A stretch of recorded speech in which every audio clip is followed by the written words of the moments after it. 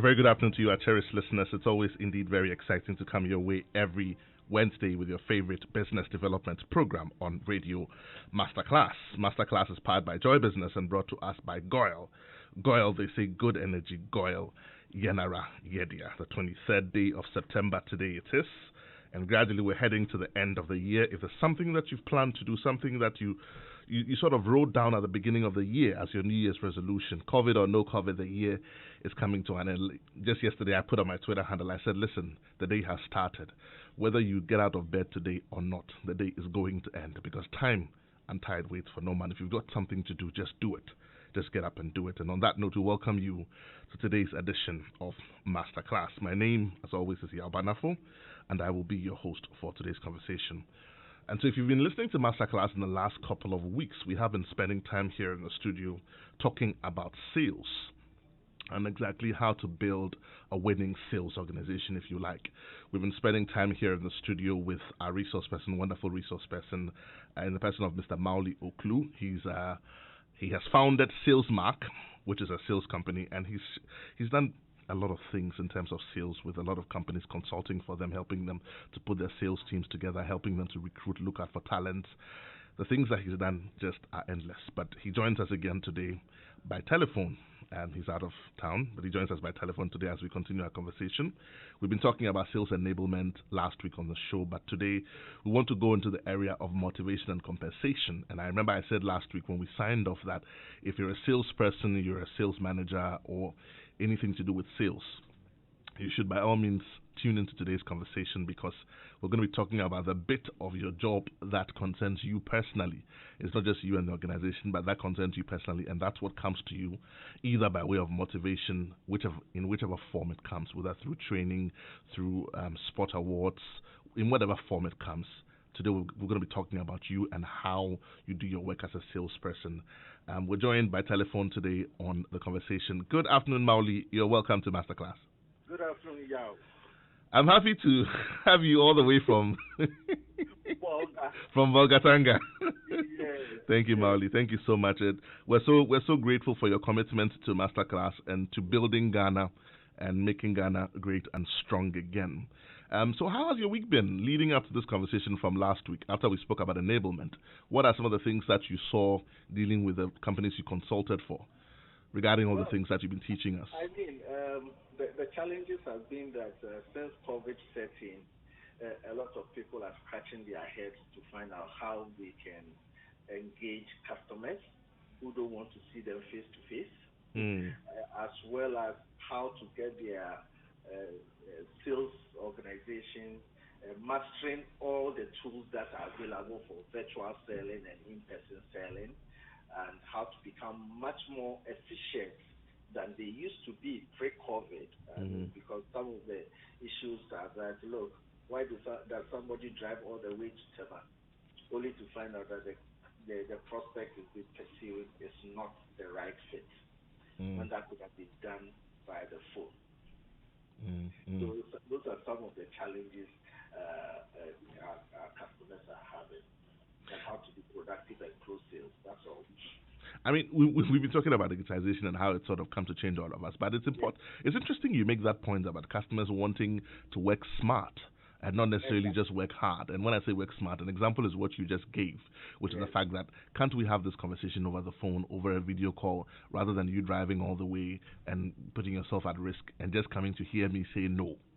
Now, last week on the show, you spoke about enablement. And in enablement, you talked about the importance of having a CRM, which is essentially a customer relationship management tool. Yes. Just by way of recap, just rehash that point for us very briefly, if you like, before we sort of go into today's conversation. Okay.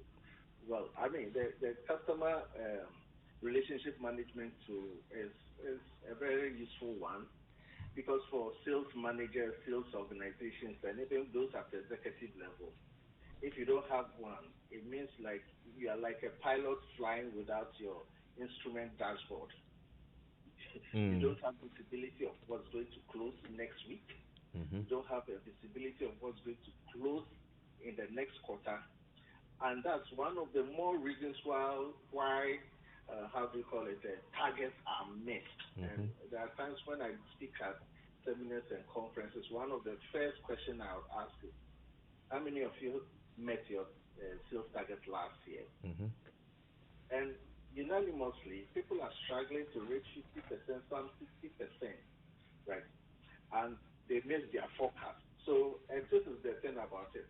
If a salesperson, your salesperson gives you a forecast, now you escalate that forecast to management. Mm-hmm. Now, if that forecast is wrong, it means you are going to miss the forecast, and then everybody will look stupid. Yeah. Yeah. So it helps also to make you predictable. It helps also to diagnose problems that your salespeople have. So, for instance, last week I cited the example of you might find that your a particular salesperson is able to get a lot of prospects into the pipeline, activities into the pipeline, but then you find out that they never cross the negotiation level. They never close. So it gives you an idea that, okay, is it the question that the person is unable to negotiate? So you can deal with the issue of negotiation. It could be that all the prospects that they found in the pipeline are all fake news, in inverted commas. In other words, garbage in, garbage out. Remain in, obviously. right? So where the people qualified properly as having a need, having the money, being the right fit, are they the decision makers, or you just populated it? So it has so much possibilities, and yes, the challenge is that how to invest in one, and it's not about the investment in one, it's about having a sales process that you can map out in your CRM. Otherwise, then it becomes a useless tool if you are not able to do that. I like the point you made, the introductory point you made in talking about the CRM, where you said that it would typically, running a sales process or a sales organization, a sales team without a CRM would typically be like a pilot flying without his instruments. And, exactly. And essentially, that point drives home so strongly because it's exactly what it is. Because then you're only looking at what you're doing now on your table without having oversight or a view of how there are other related actions or activities based on what you're doing. So, for example, you're looking at closing 2 accounts today, and these accounts were opened 4 months ago. You have no present view over how long the pipeline has been there, how many visits have been to the customer, what the development line for that customer is. Maybe they've gone into other businesses and they have other accounts which you have lost sight of. Maybe the salesperson is challenged because at that level they need to have an executive meeting and close the deal.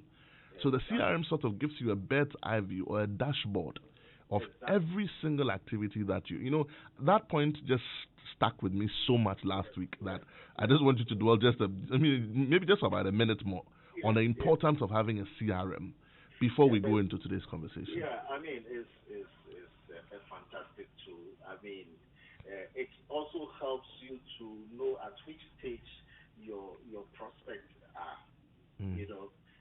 It also helps in ramping up your sales activities quickly.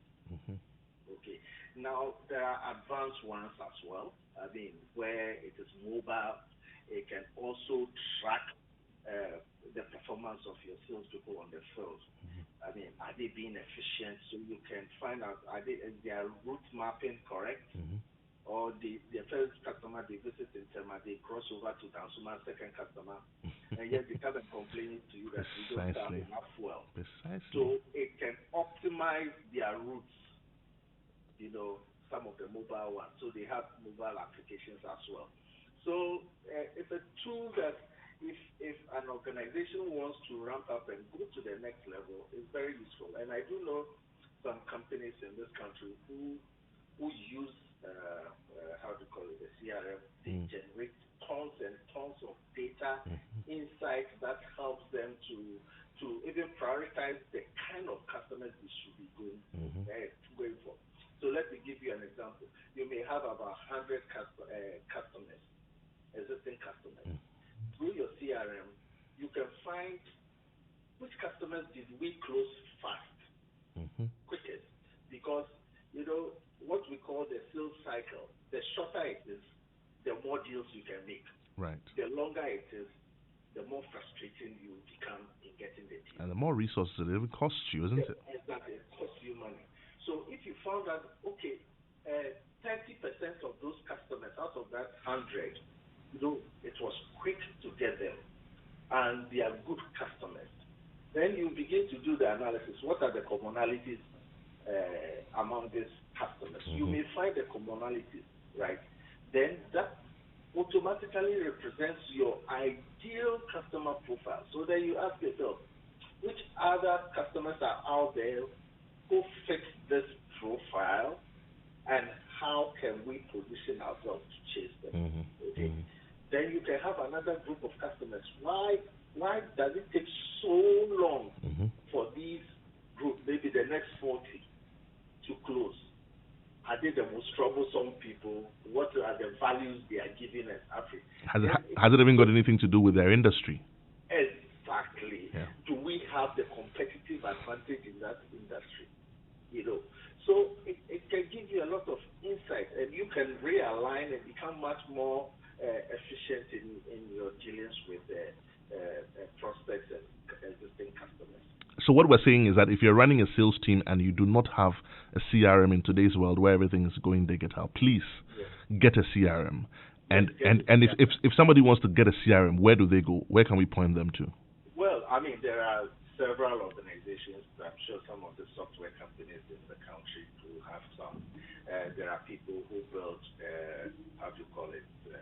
CRMs for companies just to suit their context. There are people who also build add-ons, because some of the CRMs are so robust, you can't do much with it. So they build an interface. I know a guy who builds an interface onto it that makes it easier for you. So the CRM will operate at the back end.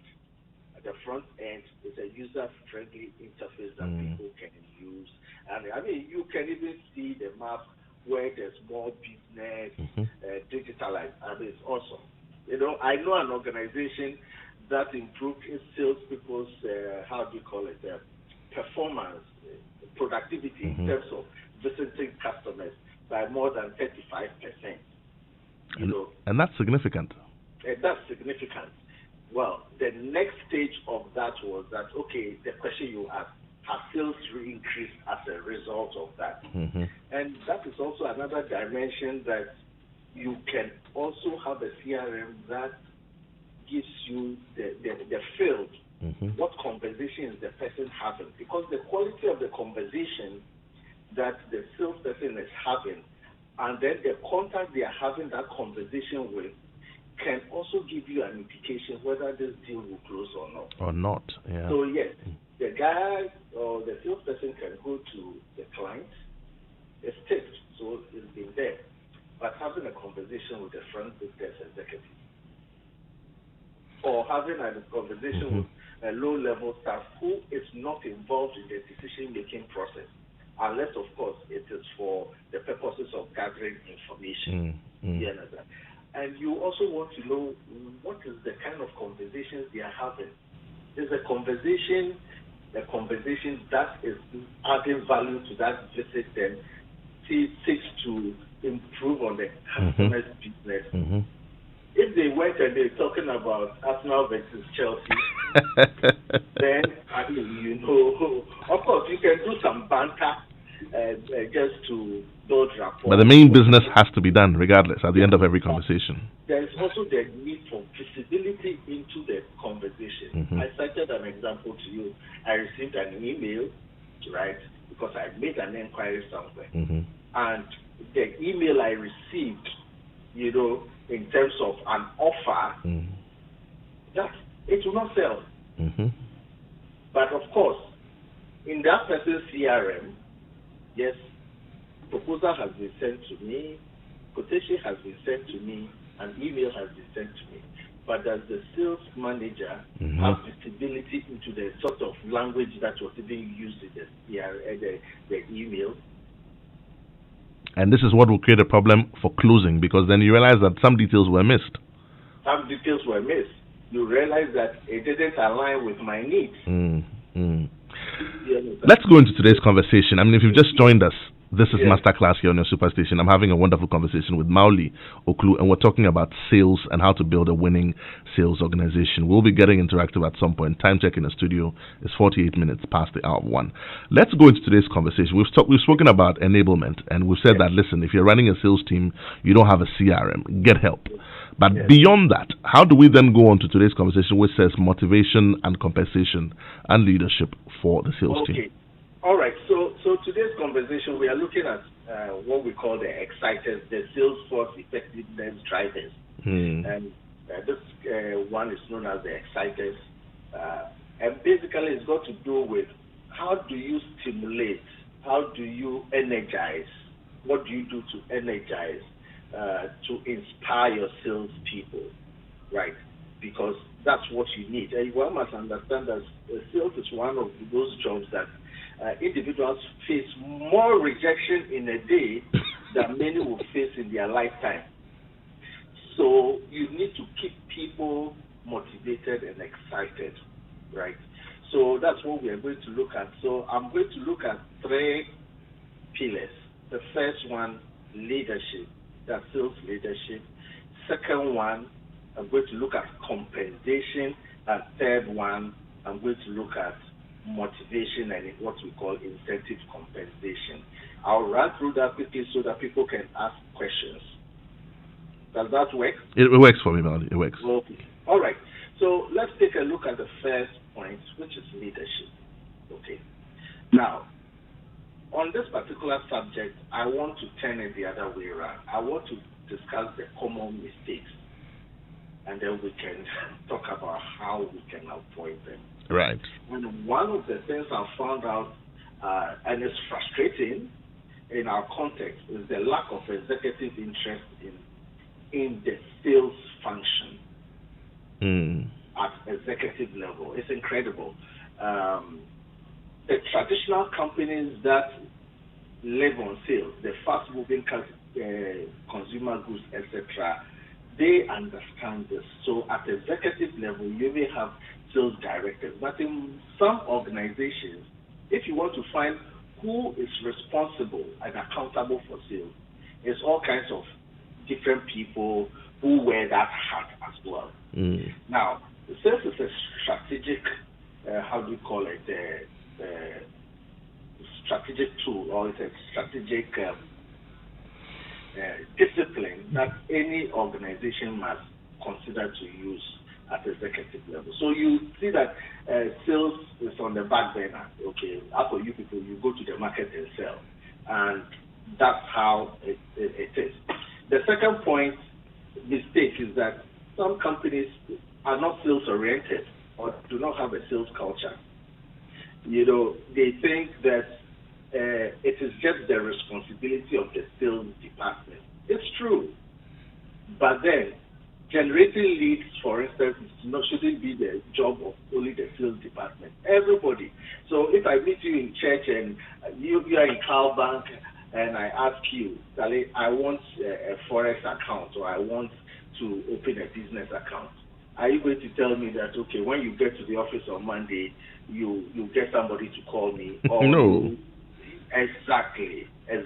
So people have compartmentalized their own roles, and they do not see that the impact of sales can actually affect their livelihoods. The day people stop selling, right, there's no business. Yeah. That is one. The other one is that when it comes to leadership, the best salesperson in terms of revenue generation doesn't necessarily become a great sales manager. So you'll find people promoting their best salespeople to become sales managers. It doesn't always work. Some do work, some it doesn't work. Okay, so that is another mistake. The other mistake is that not investing in sales managers. So it is assumed that sales is about selling. So the sales manager, you just go and make sure that the people sell. You know, I was doing some work with a particular industry, and I found out that some of the salespeople engaging them said, look, we need training. We need how to manage our staff, how to coach them, etc.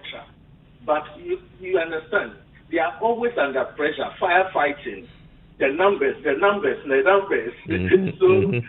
the guys even don't have time to develop themselves, and much investment is not done to them. So if you don't do this, you won't build a great sales organization. 5, sales managers who are player coaches. You know, they are sales managers, and most of their daily work is about pushing paper and then going to sell. So you'll find some of them on the field most of the time trying to help people close deals. There's nothing wrong with that.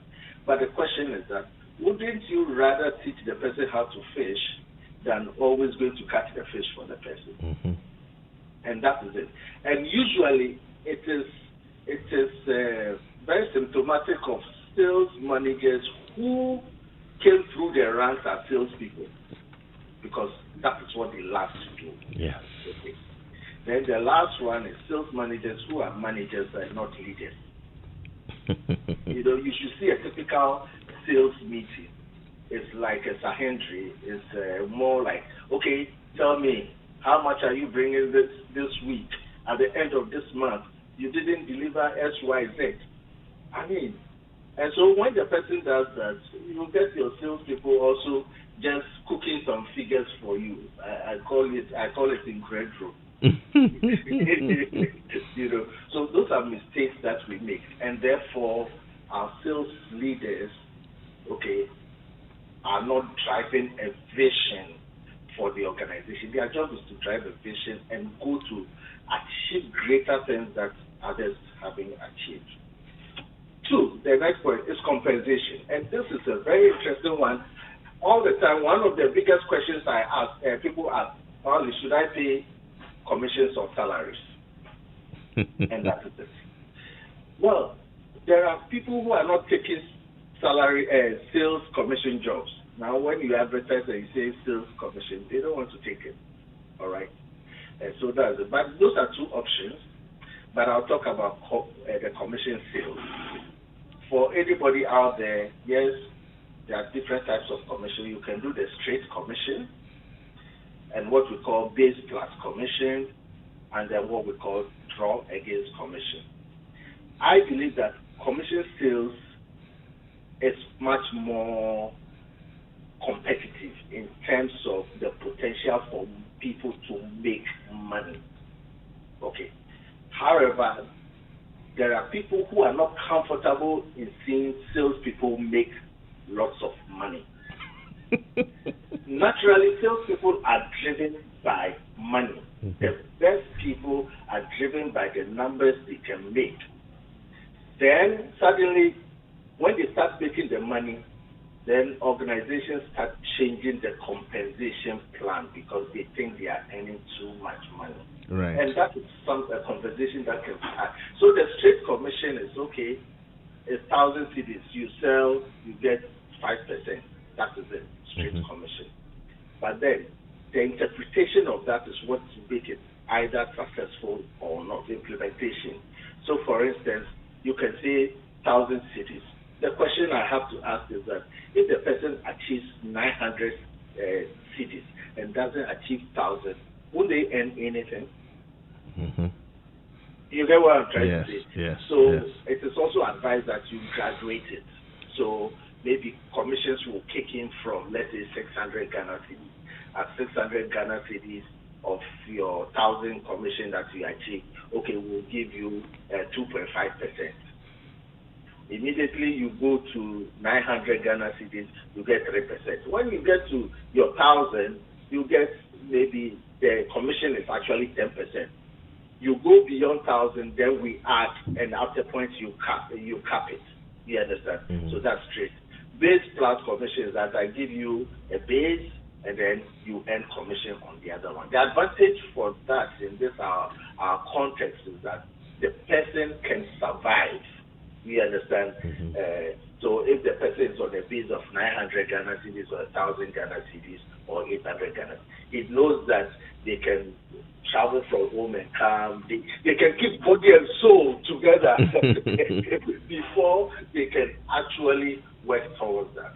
Then there's draw against commission, which means that the company advances you, guarantees that, okay, every month we advance you 500 Ghana cedis.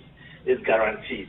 Or 1,000 Ghana cedis is guaranteed. Yes, when you meet your target and the commission is calculated, we hold that money. So that is, those are the commission. But as I said, that yes, salary is okay. But you see, there are people who will opt for salary. Once they get into the job and suddenly they find that, wow, this is awesome. They are selling and closing deals. Then suddenly they come to management and say, oh, can we earn commission? Because they think that they are contributing so much. So this is it's a subject on its own, and I would recommend that you speak to a gentleman who is an expert in this area, not only sales commission, compensation, but compensation generally in an organization. Right. I'm sure you will enjoy a month of thorough, insight. Then the third one is motivation. Somebody said that I'm one of those people who said motivation. Okay, why don't you motivate us, etc. But you see, the motivation bit has got to do more of, let's say, sales content, the person who can close more deals this month. Okay, you win a trip to Bonkatanga, right? That's a typical example. Yeah. Exactly. Those are that, and you see that being that special promotions, etc. However, one of the ways we need to do this is that sales incentive compensation or sales motivation, those promotions are done to drive a particular behavior. So, for instance, if you introduce a new product and you ask your salespeople to sell, they are used to the existing product, which probably they make more money. It helps them to meet their target. The new product that has been introduced, you say they should sell it, and you are adding it to their target. Okay? They end up not achieving their target and making the commission or the bonuses.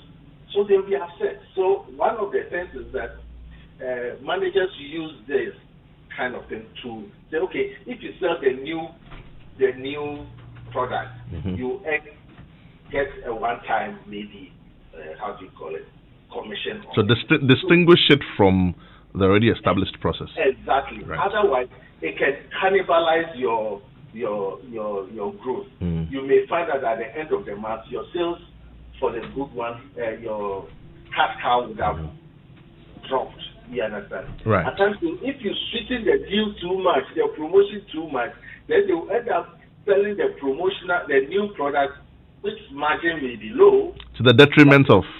Exactly.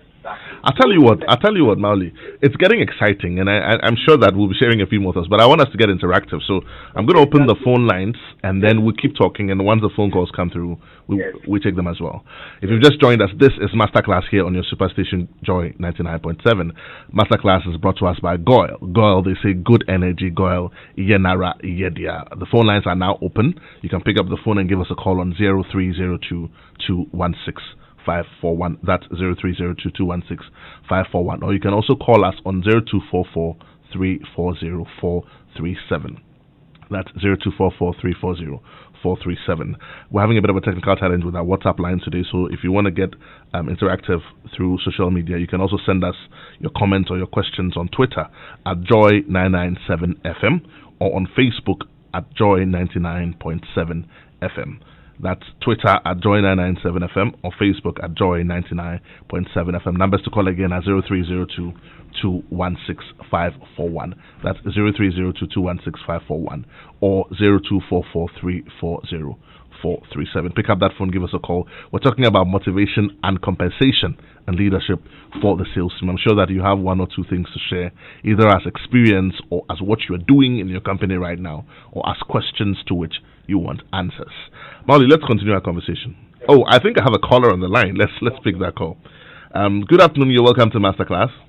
Yeah, good afternoon. Your name, where you're calling from, sir? I'm Fred from State Fair. Talk to me, Fred. Yeah, this one. I'm not contributing exactly to the topic you are discussing. But my point is, we're noting assistance for the deep water, Salugu water dam problem. You see, the EcoBank number being given is too long. You see, I was driving when I overhead, but I can't. I'm in the traffic and I can't take this number. Oh, so right. Then, if they can manage a phone number, 3 digits, 4 digits number, so that any place, anywhere you are, you can simply log in something. Then calling all these numbers. It's emergency. Right. So everything's supposed to be emergency. Okay. That's my candid advice for that EcoBank account receiving. I don't know if they can change it. Right. Thank you so much. That was Fred from Trade Fair. He has a concern not related to Masterclass. But Fred, we will pass on your concern. I think the numbers, he says, are too long. And if they could get shorter numbers, 4-digit numbers, it would be helpful. Thank you, Fred, for calling. Numbers to call again, 0302-216-541 or 0244340437.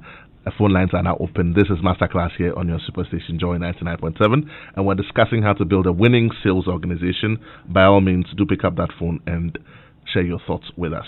Mawuli, I think we can continue our conversation while we wait for the next caller. Yeah. Yes. Yeah. So that is how you use the incentive programs. You use it to change behavior. You want them to execute certain things on a regular basis. So, for instance, you want them to go through your sales process. Right. I've got Peter from Sukura. Let's talk to Peter and then we continue. Good afternoon, Peter. You're welcome to Masterclass. Yeah, good afternoon. My name is Peter T. Peter T. Talk to me. Thank you. In fact, my regards to your guest anyway. I think that he has really hit it. That is always my favorite. Yeah, it's about the commissioning. You go and sell. Somebody say that unless you sell about 200 Ghana, you not make the 5%. If you sell less than that, then that means that by the close of the day, you've gained nothing. Right. And that very particular side must be well taken care of, because it's making the youth who go into those businesses and want to sell for companies and other people vulnerable in the society, because by the close of the day they come home with nothing. So if that particular area can be really addressed, right, so that at least they will not be cheated. If you got 10,000 Ghana, the person sell about even 950 because he has not hit the target. Then it means that by the close of the day he doesn't gain anything. Right. So I really love that side. Okay. Let's rejuvenate the activities of these traders and those who go into this business, so that at least they can be encouraged and then participate fully. Thank you so much, Peter T. That was Peter T. from Sukura. And I think he's just rehashing the points that you made, Mawuli. Exactly. That's a very valid point. And I think it's only fair that it's graduated. It serves to motivate them to go out and do some more. Yeah, so if the commission is 10% of achieving targets, yes, fine. If it's 9, you can say the commission kicks in from 600. At 600, if they achieve 600, you give them maybe 3%. If they're 700, you graduate. It's usually good with two percentile points. Right. Until you get there. As time goes on, because it's a process, it's not an event. They learn about the market, then they begin to grow confident. It takes about 9 months, 6 to 9 months for salespeople to ramp up to be what you expect them to be. You can't say that they should just go today and achieve the target. And that is one of the impatience of business owners. It doesn't happen like that. It's a learning process. Yeah. Right. Okay. I think it was a third point you're gonna talk about. Third major point, which was I think leadership. Was it? Yeah, we talked about the leadership. That was the first point. Right, and then we've spoken about compensation. So. Yeah, we talked about incentive packages that you want to use it to affect certain behavior, so that they can focus on that behavior, because selling is about behavior, and to effectively go through your sales process is about behavior. The person doesn't have to skip. So I have what I call the 3 commandments of the sales process. Thou shalt not skip any of them. That's one. 2, make sure that you do not rush any of the steps. You understand? And thirdly, make sure you and the customer and prospect are at each step all the way. You see? So if you do not give them that kind of thing, it will not work.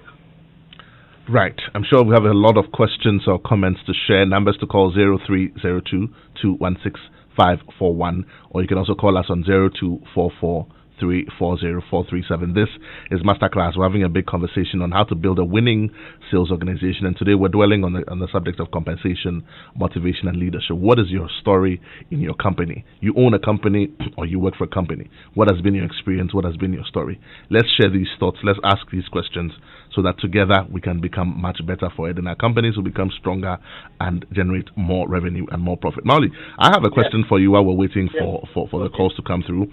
Right. Before my question, though, today we're having a bit of a challenge with our WhatsApp console. So if you want to send us a comment or get interactive, you can do that through Twitter on Joy997FM or on Facebook at Joy99.7FM. Once you send your questions or comments to those places, we will get them, or our production team will pick it up, and then we'll try and answer them for you.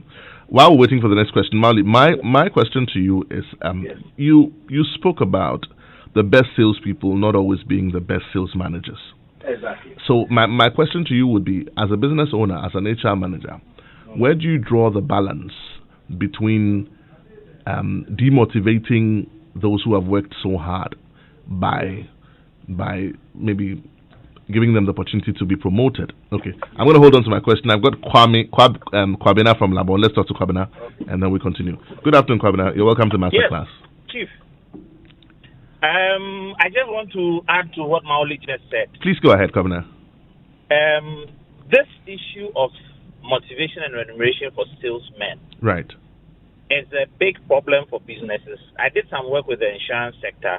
The insurance sector model is generally based on commissions. And that is the reason why penetration of insurance in Ghana is less than 1%, especially for life, because of the commissions model. Right. Now, from a human resource perspective, if you look at the kind of millennials we have today, that model doesn't cut for them. And that model is outdated, but the industry is not changing it. So, and Mawuli rightly alluded that sales is a process. You need traction over a period. Now, the industry is not able to retain people because of the payment system. So you can hire people, train them as sales agents. Within 3 months or 6 months, they've left. So instead of the industry focusing on the customer, they are focusing on training people all the time, all year round. And that is not helping the industry, and that has to be looked at again. Thank you so much, Kwabena. I mean, those are very profound thoughts that he's shared right there. Would you say, on the back of Kwabena's question, Mawuli, that possibly the approach to sales remuneration and motivation in Ghana today is part of the reason? I say part because you've helped us understand there are other contributors. It's part of the reason why people sort of shy away from sales, are almost afraid of it, are almost afraid of rejection and all of that. Do you think that the motivation and compensation system also plays a part? What Kwabena said. I mean, I've also done some work in the insurance, and he's right. But I see it differently to a certain extent, because the insurance industry, the business model, would just thrive on commission. They cannot do otherwise. But what I have recognized, one, is the quality of the people recruited. You understand? And the process they go through. Okay. So it's like the model is open the door wide, let as many people come and try.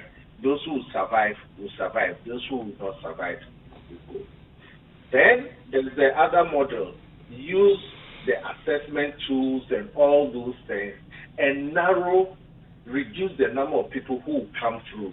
But that is also expensive for their business model. You understand? So for me, the middle ground for that is that they need to invest in developing their own sales process and methodology. Because when you have developed your sales process and methodology and you train the people based on it, okay, and the people can see that if I go through the steps and I apply myself, the sales cycle will be shorter and quicker. They will stay.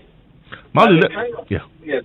Let me ask this question very, very quickly, and I know we have a few more minutes on the show. Okay. When you do a base salary plus commission, and the salespersons are doing well, genuinely, what does that mean for an HR manager who has a salary scheme or a salary structure?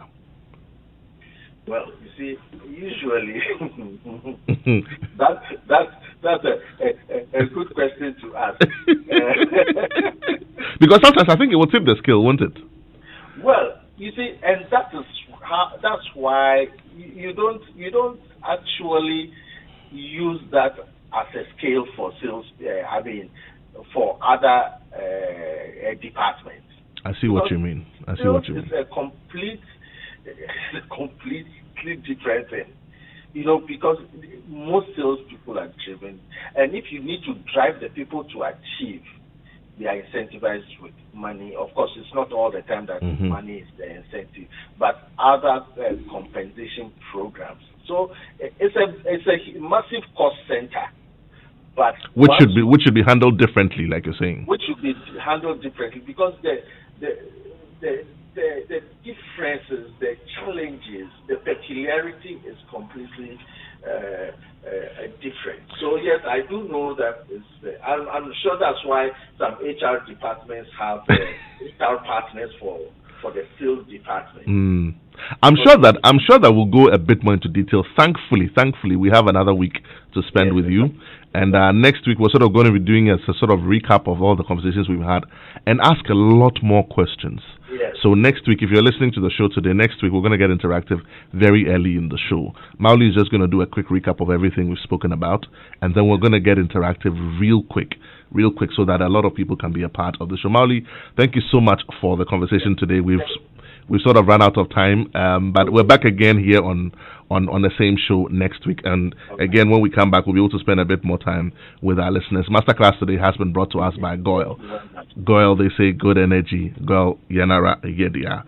My name is Yaw Barnafo. Up next, we continue with Ignition with Sammy Forson. Thank you so much for listening, and we'll see you same time next week.